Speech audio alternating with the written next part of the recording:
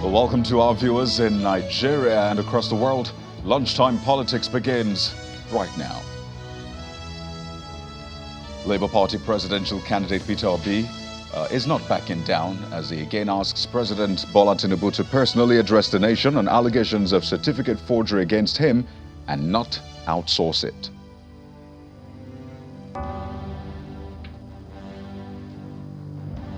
Senate President Godswill Akpabio says lawmakers will not resort to violence in resolving disputes as it dismisses reports of crisis within the Senate over his leadership and thorny national issues.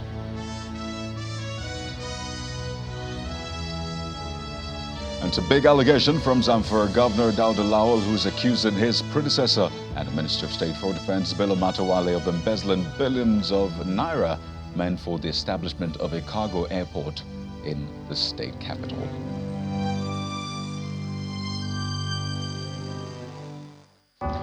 Well, let's begin with the President of the Senate, Godswill Akpabio, who is promising Nigerians that lawmakers in the upper chamber will not descend to the level of throwing chairs at each other to resolve disputes. He was speaking after he met with President Bola Tinubu at the State House, where he also dismissed concerns about confrontation that led to a closed-door session in the Senate. Our State House correspondent Larry Lasisi reports that the President had a number of visitors at the State House, including the new chairman of the Economic and Financial Crimes Commission, EFCC, the Minister of Education, amongst others. Sometimes we disagree to agree, but the major thing is that we are all working in one accord. There is no problem at all.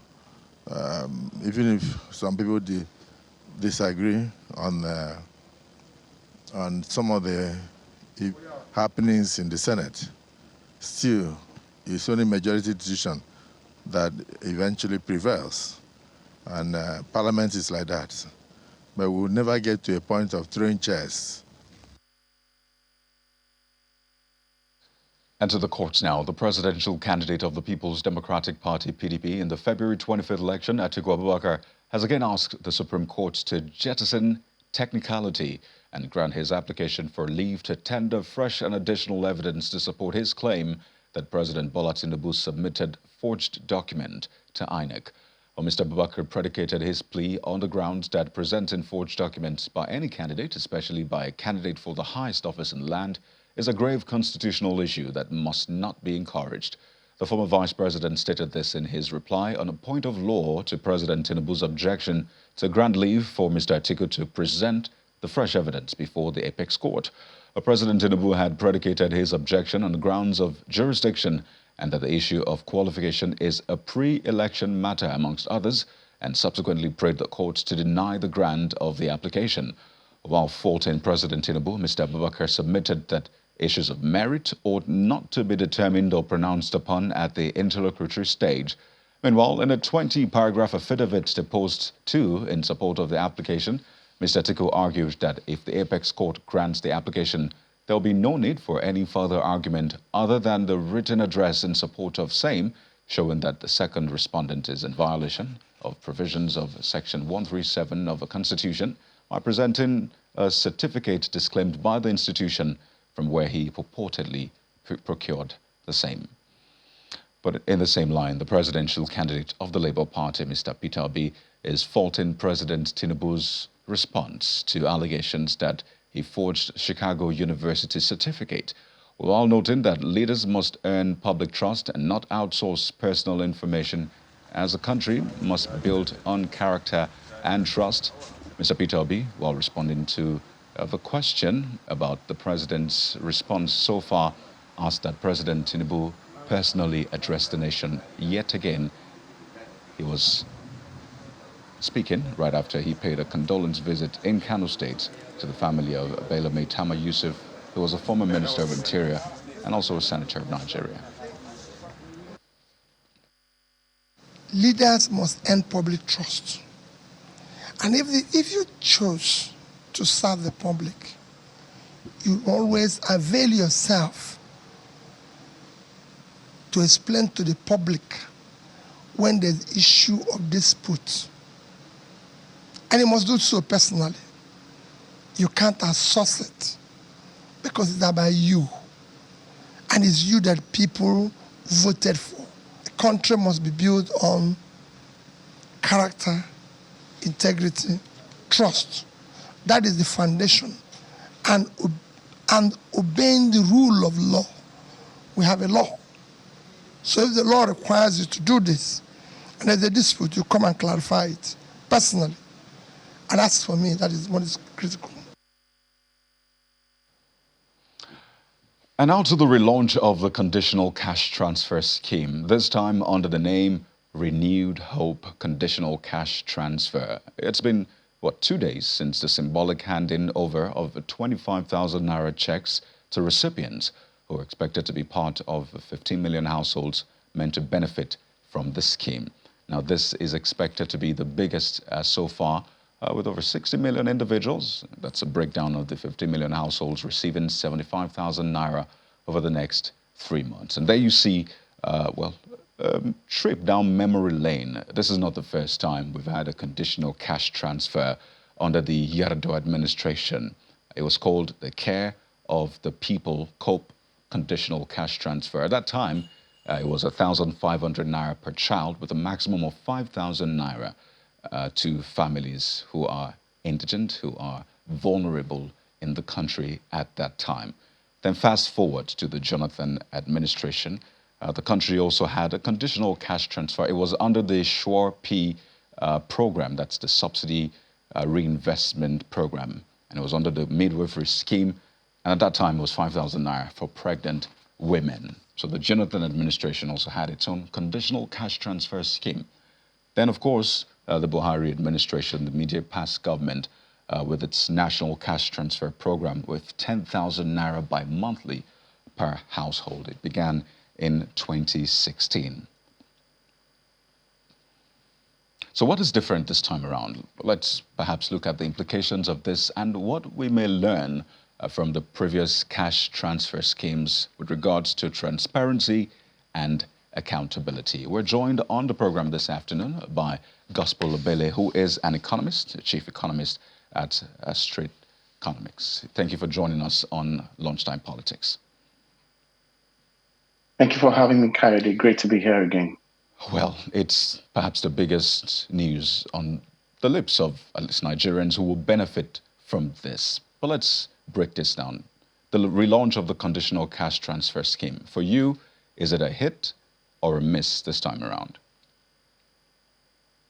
Well, it depends on the angle we're looking at it from, to be very honest. From the very broad scheme of things, globally, some form of social intervention program is being, introduced to support the underserved or deprived communities, or even people at large, being the cost of living crisis we're faced with. But in the Nigerian context, we've been doing this for a lot of time, from the Yar'Adua to the Jonathan and then the Buhari administration, and we have not yet seen any form of significant deep dive impact, because most of the challenges we're trying to solve with these cash transfers are deeply structural and policy-led in many ways. All right. So technically means that within the times we live in, we need to rethink the bulk of interventions we are taking to market. So cash transfers are in as much as necessary and not sufficient, to dealing with our core poverty issues or our core structural issues that are enabling the poverty to start with. All right. So I do not really think, in as much as it may enable social relief, again, even in the context of social relief, want to ask ourselves, are they going to be deployed to the right people? What do we even have data on who those people are? Why they need it, and ensuring that there's accountability and transparency, like you mentioned. That's even on a very surface level. On a deep down level, we're asking ourselves, are these really the most sustainable pathway, in as much as they're necessary to facilitate some form of socio-economic relief within the times we live in? So these are the big questions. And for me, I do not think that they really fix the problem, they patch the problem. However, relief is critical. So I would want to think of a more comprehensive approach to social interventions within the times we live in, and also ensuring that our key structural / policy issues are really being fixed, to ensure that if at all there's another cost of living hit, it falls or boils down again to how much of structure we've created, to support the critical mass. And when we talk about structure again, going forward, The UK launched a cost of living crisis fund recently that closed on Monday. And the structure around it was delivering it through local charities. All right. So, in many cases, for instance, in the Nigerian economy, you don't even understand the structure through which these monies are being delivered. All right. So, we need to enable and, ensure that the different stakeholder fragments of the Nigerian economy can take on social relief programs and then pass them on to the people who need it the most. Anything short of that would just be we recycling some form of unintelligent social intervention programs that really could have done more if we had a very intelligent structure to deliver them. Interesting points there. And when you say it is necessary but not sufficient, we're looking at what over 1 trillion naira will be expended in this process. So if we're going to do something that will be sufficient, what will that mean for our funds, our revenues? By the way, don't forget that there's the World Bank $800 million facility that is meant to back this up. So at this point, we're neck deep in debt. So if we're going to do something necessary, what will be the options available to us? That means we'll definitely be spending way more. Yeah. Leading social interventions in a time of an economic crisis when your economy is seriously vulnerable, all right, especially when it comes to continuity of those interventions and even, even gaining some form of returns from those interventions. And once you don't have all of those things tied properly in together, it becomes almost a waste of time, waste of monies. And like you mentioned, those monies are still yet to be paid back to the right institutions in the global context. So when we talk about sufficiency of things, we're talking about fixing the structural elements of the Nigerian economy. Okay, so take for instance now, you have a huge 56% representation of the service sector right now in Nigeria, which is increasingly, having lots of young people who are earning in foreign exchange. But that structure sector is largely disorganized and unstructured. All right, we do not even have a national services policy. You have lots of non-all MSMEs who have what it takes to export their products and goods and services over across borders, but you don't have a structured access to market and financing approach to support a critical mass of these people. Now, until we begin to do all of those structural dynamics or introduce all of those structural solutions to things, we may not be able to significantly bring down poverty. That's number one. Number two, we may not be able to really expand our markets for growth and development. And once you begin to do that, it technically means that you're creating opportunities for more people to get into the employed net or to have more productive engagement where they can earn sustainable income. All right. So you don't have all of these dynamics at play, right? And you're providing some form of social intervention, which is, again, like I mentioned, necessary for relief. But again, not sufficient, because at the end of the day, people will come back and will remain poorer because of the state of the Nigerian economy. And on a higher level of things, we not even have the monies to pay back these institutions. All right. So I also want to think of, aside enabling services and non-oil sector, the debt monies that we're currently having access to should be pumped into more of capital projects / sectors that have high investment returns when it comes to human capital, market growth, and prosperity for the economy. Once you begin to do that, regardless of what happens in 2025, 2026, any intervention we introduce at that point will sit properly with the scheme of things, because you've been able to change the economic trajectory of things for a significant bulk of your population who have increasingly become prosperous in quote. But right now, if you look at the inflation and the cost of living dynamics of the Nigerian economy, it hits a lot more deeply because people have been weaved into the circle of poverty, at a more granular level than it has ever been, even the last administration. All right. So the encouragement for us is to begin to think even within and outside the box, to ask ourselves, in terms of sufficiency, how do we ensure monies are deployed into people, sectors, and markets to create opportunities for prosperity, so that the takeoff level of impact will be such that if we're introducing any intervention, it will be able to yield more sustainable impact for us, rather than taking us back to where we were in terms of poverty, or taking us to a worse off situation in terms of no revenues, and you have lots of debt and monies to pay back to these developmental institutions. So that's what I think sufficiency should look like for the administration. Right. So there's that classic debate as well. Do we get those people out of poverty now, or at least to a large extent, with the 25,000 naira monthly, which, by the way, for a lot of people is some good money. Maybe not for those in the Yes. middle class I mean, that's how we and the say it's rest. necessary. Exactly. Because the relief has to be in view. Yeah, relief has Indeed. to be in view. However, the way Pardon me, social Gospel. interventions. Let me land on that point so you can take it together. So there's that argument, there's that on the one hand. So for the next 3 months, let them get something that they can survive with. And there's the other argument that why not invest this money in some productive venture, invest in infrastructure, Yeah.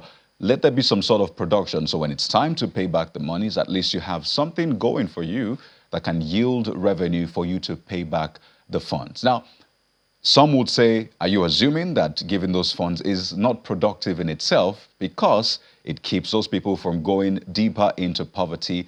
And don't forget, there's also the Yeah. security challenge, which we're battling with. They always say that, well, when there's Yeah. a hungry person, all Yeah. sorts of things happen, even though some say that's not enough excuse anyway. So how do you see this impacting on our economy as a whole in the coming weeks and months? And we're talking inflation, for example. Do you see this exacerbating inflation? I mean, we're looking at all of the other indices. How do you see this playing out, Gospel?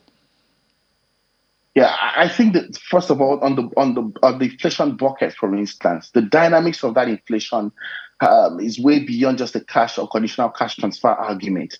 The inflation and what situation of the Nigerian people right now in terms of standard of living, has been made so by virtue of loads and policies that have been rolled out in the past, from Naira redesign to the whole 43 items previous years ago, to how the elections, panned out in terms of the uncertainties and pressure and all of that, to fuel subsidy removal, to attempt to unify the FX market and all that. These are the key dynamics that informed inflation. So the inflation we're dealing with is actually non-monetary, and on the second level has made the average Nigerian poorer on a month because it is weaved deeply into food, energy, mobility, and the basic necessities that the average Nigerian needs to get by on a month. So meaning that income and per capita income is hijacked, and then people are spending more trying to get by on a day-to-day basis. So which technically means that there is need for relief, and there is need to keep hope alive, if at all any form of prosperity is in view. All right, and that's what this form of, in quote unquote, conditional cash transfers are used for. And yes, they make sense as relief packages. I do not really think it's going to impact on inflation in that sense, because the dynamics of the Nigerian inflation right now is way bigger and even deeply rooted than just a cash transfer program, quote unquote. However, some persons also argue for, why rather than giving people 25,000 every month, why not putting into investment and all that. That argument is valid, but in view of the complexities of the times we live in, you need to have a plan for relief. Relief is as important as creating the required hope to position your people to a new level of prosperity. So I would argue for the cash transfer programs to happen. However, to be done with more structure, proper data protection, proper accountability and transparency, and ensure that those monies are given to people who really need them the most. However, on the other bit of things, you also need that aggressive investment to critical sectors that can help us unlock productivity and prosperity in the Nigerian economy. All right. So, and that would mean that you need to, we're already discussing for this finance, by the way. All right. Yeah. We have 26 trillion naira budget in view of 2024. Big ticket argument is how much of that budget is really going to capital / sectors that are in view of productive investments than recurrent and government waste. All right. So once we begin to change that lens, cut back on government waste, and encourage more people, or especially young people, to play into the scheme of things, organizing the service sector and non-oil bit, you can realize that we can cough out monies to engage that investment drive that's required. Right. So at the end of the day, what will happen is you have both inspired hope and hope that is being channeled towards prosperity as a means to having a sustainable pathway towards most of the challenges we're having today. But you can't have a trade-off. And Well, that's the kind of complexity that Nigeria is faced with right now. clearly, and there's a huge job on the table of this government, starting from the president, trickles very huge all job. the way down. I mean, there's no how we would have this conversation without talking about the exchange rate. It's knocking, 1,100 naira. Some have said, oh, they thought it was really bad during the previous administration. But seeing this now, they're wondering just how bad can it get? I know there's a school of thought. See it half the glass half full or half empty? Is this the darkness before the light? There's all sorts of things going out there. But for this government, which Yeah, has a lot of work to do, the president has said, do not pity yeah, me because I sought this yeah, job. So uneasy lies yeah, the head that wears the crown, as they say. yeah, What yeah, options are available to this government to give relief, not just to the vulnerable, but don't forget there's the mm, middle class, there's the business people, there's the manufacturers. All of them yeah. also need some sort of relief, don't they, Gospel? Yeah, yeah, I agree with you. And I mean, it's very easy to bash the government, but to be honest, we are faced with a very complex situation that even any president that comes into power right now would have the same level of challenge to deal with. All right. But what I think, to start with in dealing with this challenge we are faced with is there has to be some more will I use what coordination between the monetary and fiscal policy stakeholders to a large extent in the Nigerian economy. And that veering off on different sides of policy divides has been one of the major issues why we find ourselves where we are today. I don't know if you get what I'm trying to say. So any policy being rolled out from the central bank has to be inconsiderate to the priorities, especially the political interest undertone and all of that of the fiscal authorities. It has to go hand in hand because of the complexities and how interwoven our markets have become. All right. Now, once that is get off the table, you now have a situation where before any policy is introduced by the fiscal authority, there's always a double check with the monetary so that you ensure that you are not trying to take out subsidy and unify the exchange markets at the same time. That was Right. one of the major flaws that led to the severe crisis of the exchange we're faced with. And secondly, you don't have enough supply base. It's very simple economics. Once I think we also underestimated the demand because once your demand is really high up, breaking through the roof, and your supply that cannot match up, it's just simple economics. The equilibrium price will go up, which is the exchange rate in this context. So I think there has to be a lot of trying to support the supply base. Like Right. I mentioned, supporting the services sector and non-oil space. And I also think that Nigeria cannot really get a stable FX dynamics or regime Right. without the support of the parallel market, because that's where the chunk of the demand is, and that's what's Well, driving the rates. Gospel, fantastic conversation we've had. A lot of work to Thank you be so much, done, really. Kai. But I'd like to thank you so much, Gospel Yes, Obele, a Chief whole lot. Economist at Streetnomics. Thank you so much for your time on Lunchtime Thank you for Politics. having me. Well, let's talk state governance now. The governor of Zamfara State, Dauda Lawal, is accusing the immediate past administration of Bello Matawali of embezzling billions of naira from the Zamfara cargo airport, which he says was subsequently abandoned. The government alleges that the previous administration initiated what was described as a dubious transaction of 6.7 billion naira for an abandoned cargo airport project in the state capital. According to a statement issued by the governor's spokesperson, Suleiman Idris, Governor Lawal's administration will bring those responsible for financial recklessness to justice. The statement reads in part, the administration of former Governor Bello Matawali made a total payment of 6.7 billion naira on the abandoned project whose completion level was less than 20%. Furthermore, evaluations carried out by 4 different independent firms of experts and relevant agencies of government have shown that the total value of work done is about 2.2 billion naira, representing 19.47% overall. Channels Television has reached out to the former governor for his response to this, and we're yet to get a response on that. And over to Ondo State now, where peace appears to be in sight, as members of the House of Assembly say they are open to a political solution to the impeachment proceedings commenced against the State Deputy Governor, Lucky Ayedatiwa. In a statement signed by the House's spokesperson, Olatunji Ashanti, the Parliament says its decision followed the intervention of the APC chairman, Adolai Ganduje, who met with some members of the Assembly and party leaders in the state, where they agreed to further consult with members of the House cutting across party lines on the political solution as proposed by the APC. Well, there is, however, a condition, because the statement reads in part, the House hopes that in the same spirit of genuine wish for a political solution, the Deputy Governor would take immediate steps to withdraw the multiple court cases he filed over the same impeachment. It goes on to say that this would allow the stakeholders freely discuss the settlement proposals and prevent actions or comments over a matter that is still sub judice. The ruling opposition parties in the state had been trading words on the state of governance and political situation in the state, with the PDP saying governance is on break with the absence of the governor and the recent impeachment move against his deputy, while the ruling APC insists that nothing has changed.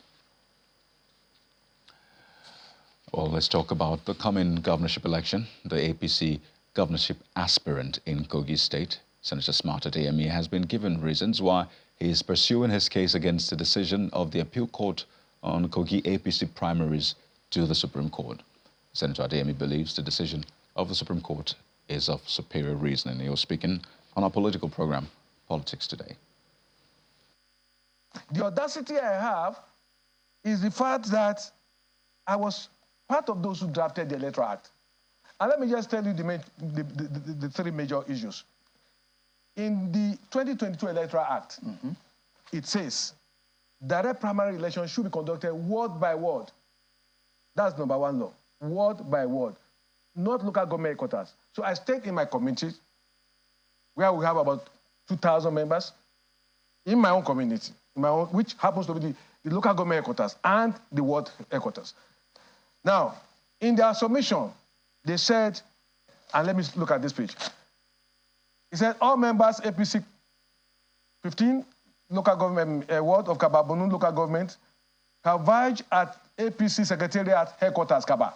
That's where they had this one. All of them had, according to them, they said they had the primaries in the local government headquarters, contrary to the provision of Section 84A of the Electoral Act. Lawyers will tell you that the facts speak for itself. We have 239 wards in Kogi State. What is before their lordship is result of 11 wards out of 239 wards. I went to the apex court, the Supreme Court, because the Supreme Court is a court of, not just a court of law, a court of justice, fairness, superior reasoning, and above all, when there's a pronouncement of other courts, it may not be too taken seriously. If the Supreme Court should rule that 11 ward result is good enough to declare someone a candidate out of 234, then they have made a new law which we call case law. The Labour Party governorship candidate in November 11th election in Bayelsa State, Udeng Zaradiri, has been speaking on his plans for the people he voted as the next governor of the state. Well, he says he's not new to governance, as he has served in various leadership capacities with innovations as an employer of labor, and he says he wants to bring expansion in agricultural area and exportation of state produce. I've come up with a simple agenda, the PEEP agenda. People, education, agriculture, and power. With these four things, I'm going to change the economic face of the state. One value that I bring to this ticket is that I have capacity. I'm a man who, anything I put my hand in, I change it. As IYC president, I created more jobs than a government in 4 years. When people were flooding the state with bread, water, even as minimal as bread and water was coming from outside the state. But I stopped it to allow for local participation. And today, water alone, I created over 5,000 jobs. Bread, people left banks to set up bakeries in the state. I have done it before. Bayelsa has a 60,000-ton cassava processing facility dead in Bayelsa. If you look at what I have sent to you, I have itemized 11 companies owned by the state that could create jobs that are dead. We have a cargo airport. I'm going to build a food processing and storage facility. Look, I'm going to plug the excesses, all the leakages in the government revenue sector. When I was... Well, that's the program for this afternoon. Thank you for watching. I'm Kaido Hikelu. Stay with Channels Television for all the breaking stories. Goodbye.